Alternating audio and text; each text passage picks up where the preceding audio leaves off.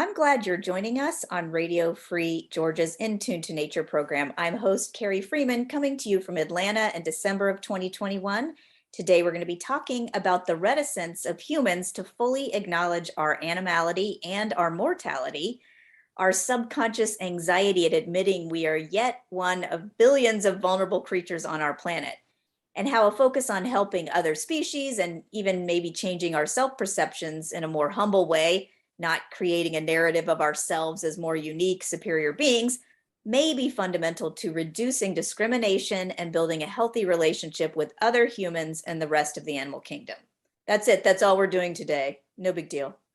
To lead this discussion is our guest, Dr. Lori Marino, researcher and founder of the Camilla Center for Animal Advocacy. Let me tell you a little bit about it. The Camilla Center is a nonprofit organization whose mission is to apply knowledge, research, science, scholarship, and education to animal advocacy. It's not just a think tank, it's a think and do tank dedicated to moving beyond debate and theoretical discourse into real-world animal advocacy applications. And it empowers advocacy by connecting it with science and scholarship, promoting the inclusion of animal advocacy in mainstream academic and cultural circles, and cultivating a new generation of scholar advocates for animals. And I consider myself one of those scholar advocates. The website is Camilla.org, and that's spelled KIMMELA.org. And by the way, Camilla is a Native American word for butterfly, the most widely recognized symbol of transformation in nature. And Dr. Marino chose it to demonstrate the organization's commitment to transforming the relationship between human and non-human animals. Let me tell you a little bit about our guest, Lori Marino. She's the founder and executive director of the Camilla Center and co-founder of the Whale Sanctuary Project. Dr. Marino is a neuroscientist and expert in animal behavior and intelligence, formerly on the faculty of Emory University here in Atlanta, which is where I met her and we became friends. She's internationally known for her work on the evolution of the brain and intelligence in dolphins and whales and marine mammal welfare in captivity, as well as cognition in farmed animals through the Someone Project. Dr. Marino has published in over 130 peer-reviewed scientific papers, book chapters, magazine articles on marine mammal biology and cognition, comparative brain anatomy, self-awareness in non-human animals, human non-human animal relationships, and the evolution of intelligence. It's one of her research papers that we're going to be talking about today, titled, "I Am Not an Animal, Denial of Death and the Relationship Between Humans and Other Animals." And this is a paper first published in Anthrozoos Journal in 2015. It was recently updated by Lori Marino and her co-author, Michael Mountain, who is the former president and co-founder of Best Friends Animal Sanctuary. Welcome, Dr. Marino. Thank you very much, Carrie. Thank you for having me. Yeah, well, first let's start with you sharing the basic terror management theory premise that's by Ernest Becker, the theorist, that helps explain the subconscious or unconscious drive for humans to separate ourselves from others and want to feel superior. Yes. Well, Michael Mountain and I have been asking ourselves for many years now, why is it that, we still haven't made as much headway as we'd like to make in advocacy for other animals? Human exceptionalism is an issue that is central to that problem. And we independently discovered the work of Ernest Becker, who was an anthropologist who wrote a book called The Denial of Death in 1973. And that book won the Pulitzer Prize. And in that book, Ernest Becker outlined what he perceived to be a problem that the humans have, our unconscious fear of personal mortality.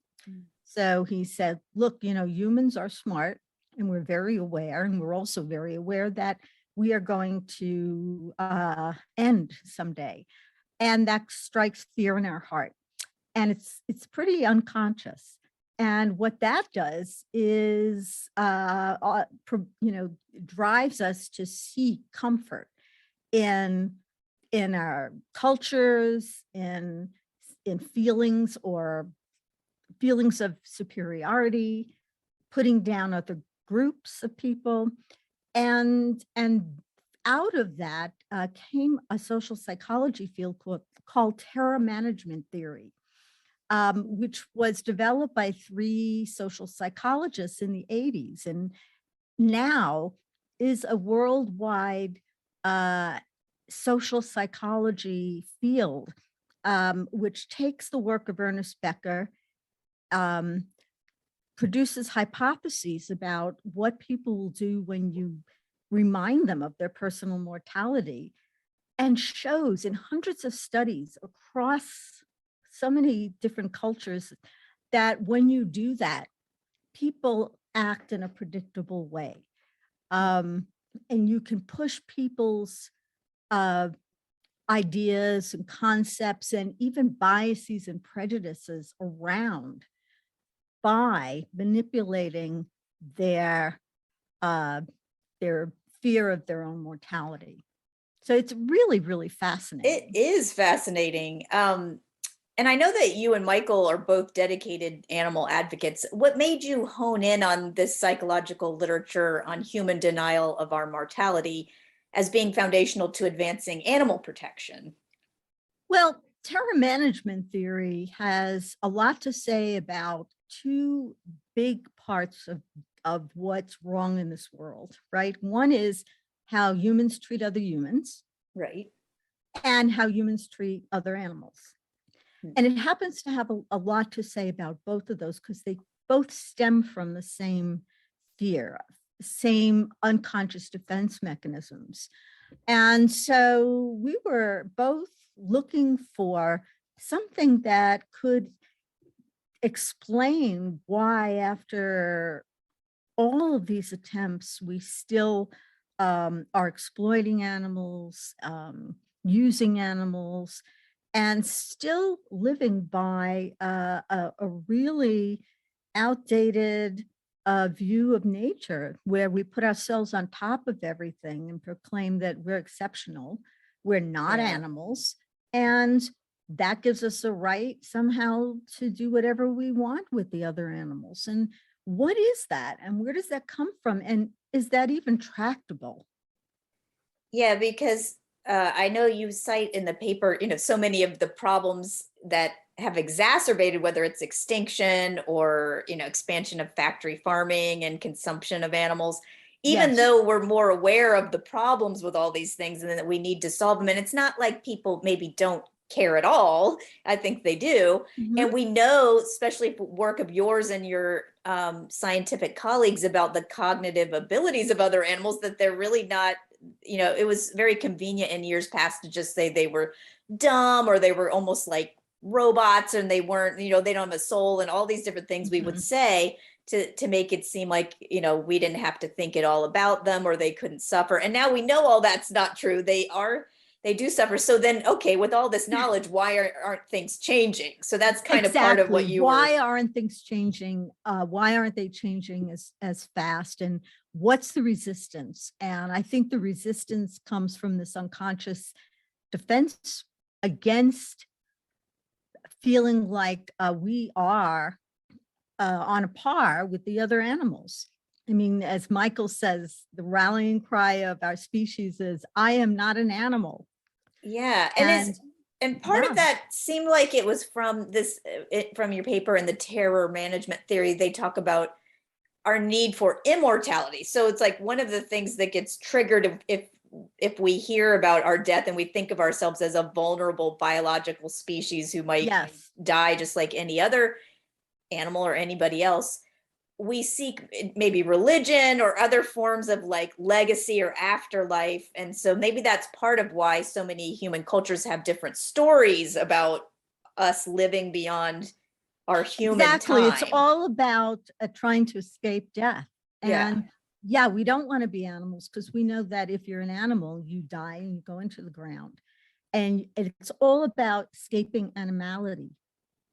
And there's been a lot of work done on this by a number of people in the terror management field, including Jamie Goldenberg. And she's looked at this and And if you remind someone of their mortality unconsciously, you can change their reaction to the proposition that we're animals. So we don't want to be animals because they want to be special. And one of the ways you're special something different and so that unique, we don't end up like the other animals in the ground. yeah. And so we're either, some religious being, or, we are always looking for a way to get out of it. Yeah, that our life has to be more meaningful than like exactly the fruit fly, the worm. And that's also why we denigrate other cultures, because we wrap ourselves in the culture that we're in. And if somebody comes along and says, well, your religion says this, but my religion says that, that's a threat to us. Yeah. And what do? We say, well, your religion and you're not the real people, you're the animals, and history is, full of instances where we've taken other humans, objectified them, dehumanized them, and called them animals. Well, when you call another human an animal, it's not just a biological thing. You're trying to say, well, your life doesn't matter. Your life is, you're lesser than. Yeah, that's what they're trying. And because we see all the other animals, members of other species, as lesser than us. Right.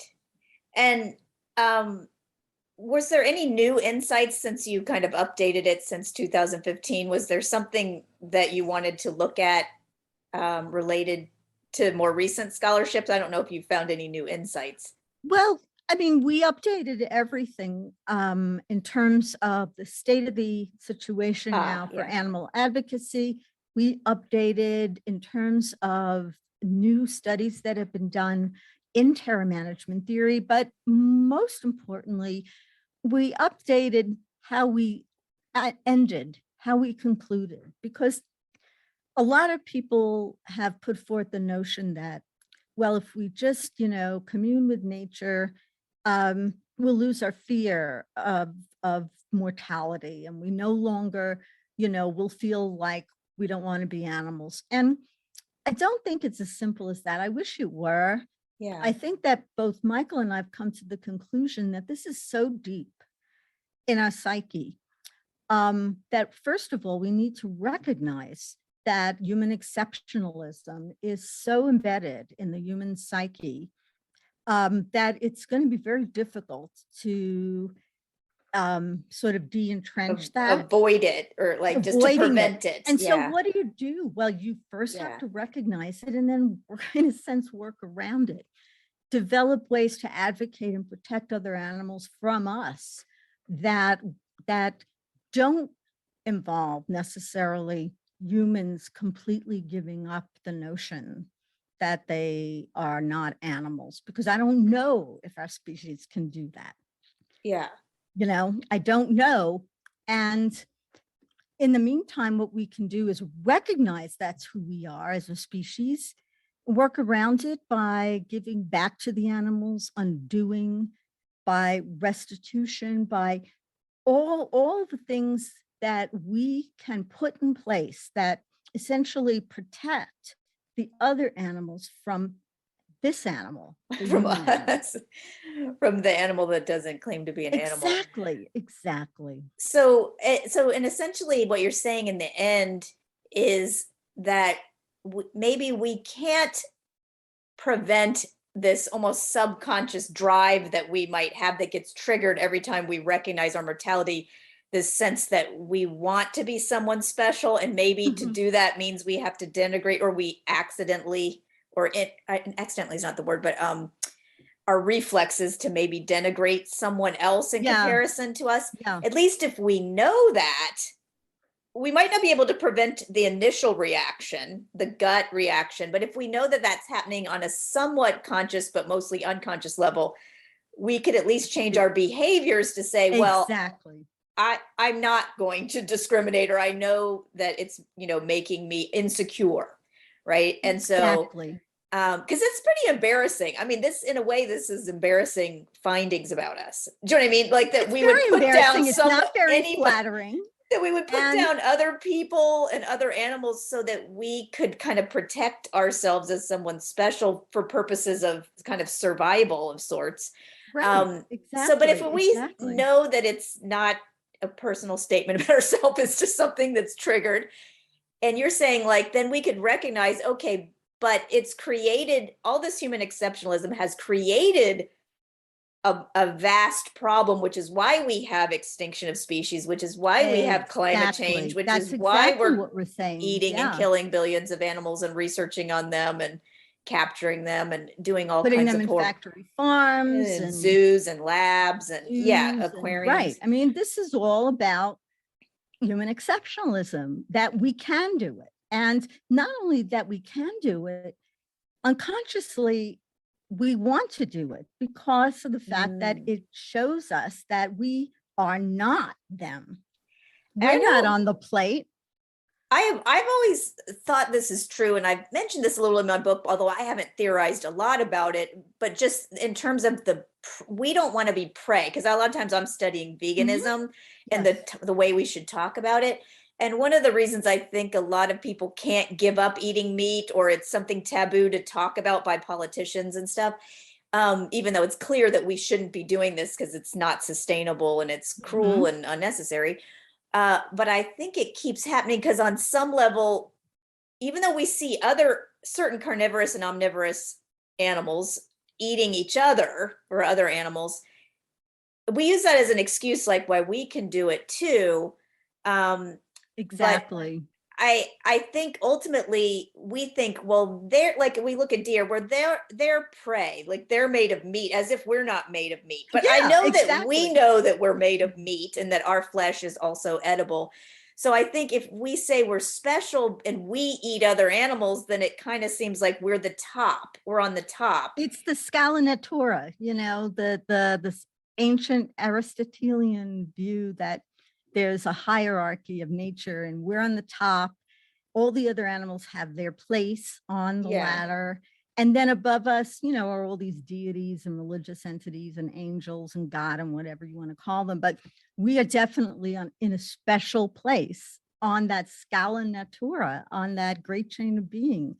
And yeah, we don't want to be prey. And when you really look at, stories about people who are preyed upon by other animals, somebody's in the Attacked by backwoods a and they get bear or attacked like a by an crocodile. animal, especially if the animal eats them, we're appalled. We're I know. horrified.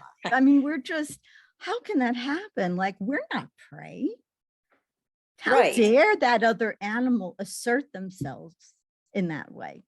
And I find that interesting from a Right, because it psychological happens point of every view. day, but somehow that's not appropriate. Like if Yeah, we us can eat killing them them, all we you know how it's want, like but they can't sharks? eat us. You see that a lot with sharks because we're killing them all the time. But the minute some shark even Exactly. bites somebody, it usually doesn't even eat We the go person. nuts, We're like, oh, they're so dangerous. Well, like proportionally, they're really not that dangerous to us in comparison. But like, it's like they don't recognize we're in some special category. Yeah, And they that violated the that I fish are am not an edible, but we're animal. I not. mean, driving in a car is a lot more dangerous than swimming in the Oh, ocean, being absolutely. attacked by a shark, orders of magnitude. But we don't go nuts, about that. I think there's some special significance to being attacked by an animal like a shark because they are violating that plan of ours to always be on the top and to always be the predator and not the prey.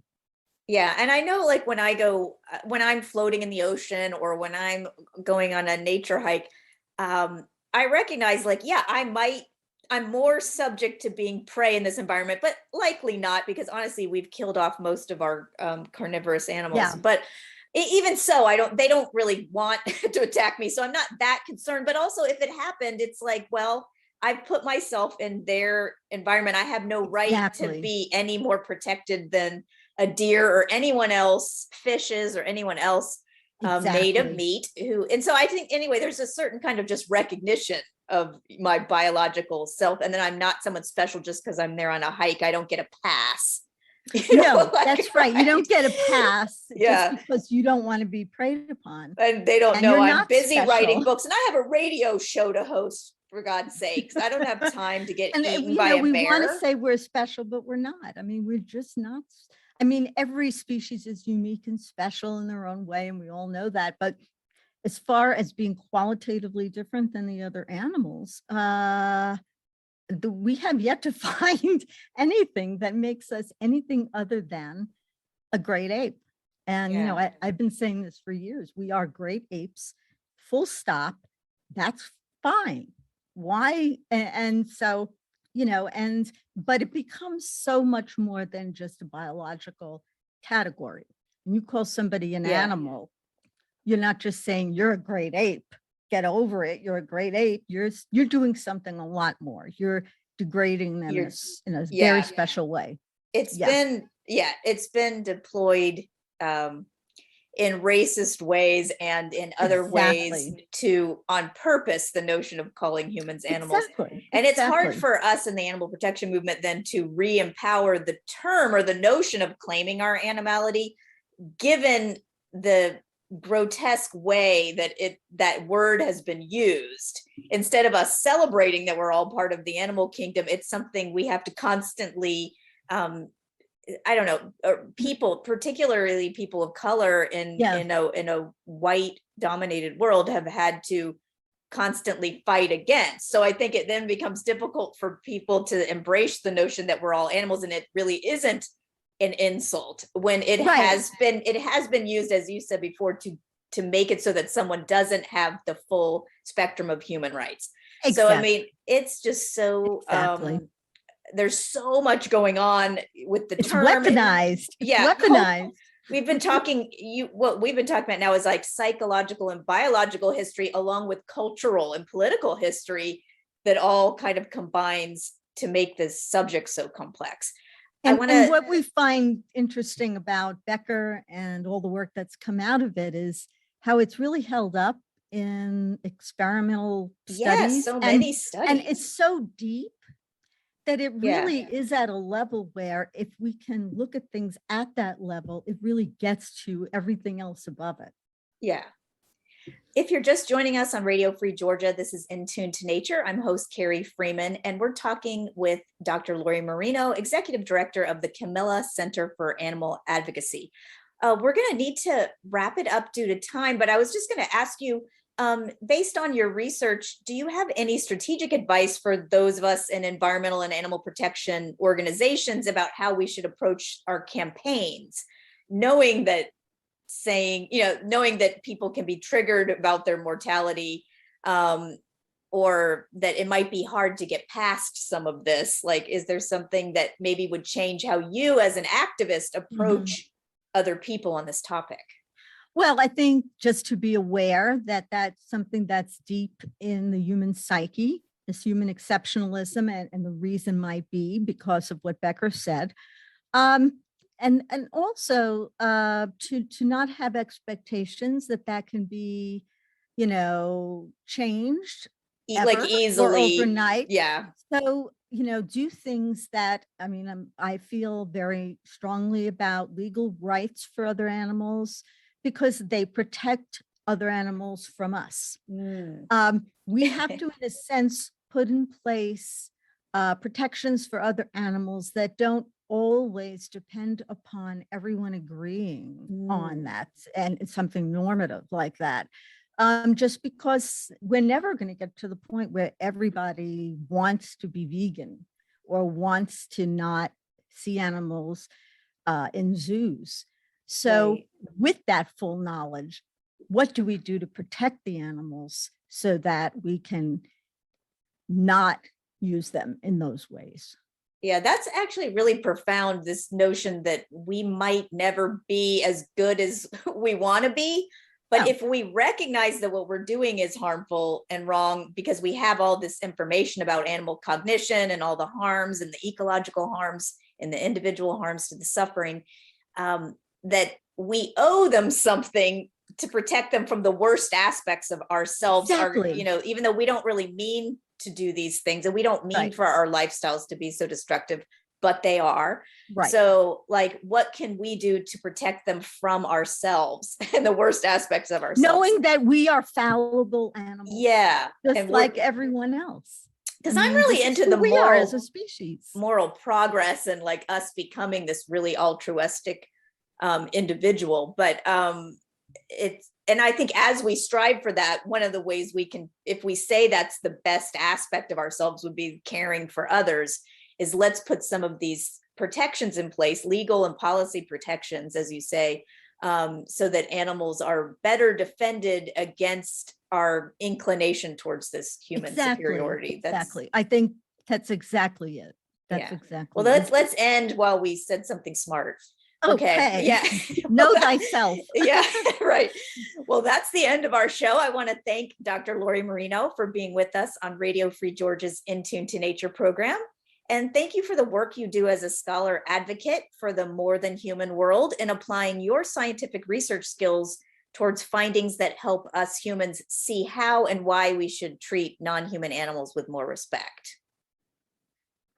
So I really appreciate you, Lori. And to our listeners, thank you for tuning in to In Tune to Nature, broadcasting every Wednesday at 6:30 p.m. Eastern Time, online at wrfg.org and on Atlanta radio station 89.3 FM. We post action items, news, and podcasts on the show's website, facebook.com/In Tune to Nature. The views and opinions expressed on this show do not necessarily reflect those of WRFG, its board, staff, or volunteers. I'm one of those volunteers. I'm host Carrie Freeman, asking you to please support independent, non-commercial media like Radio Free Georgia. And remember to take care of yourself and others, including other species. Thank you for listening. Cheers.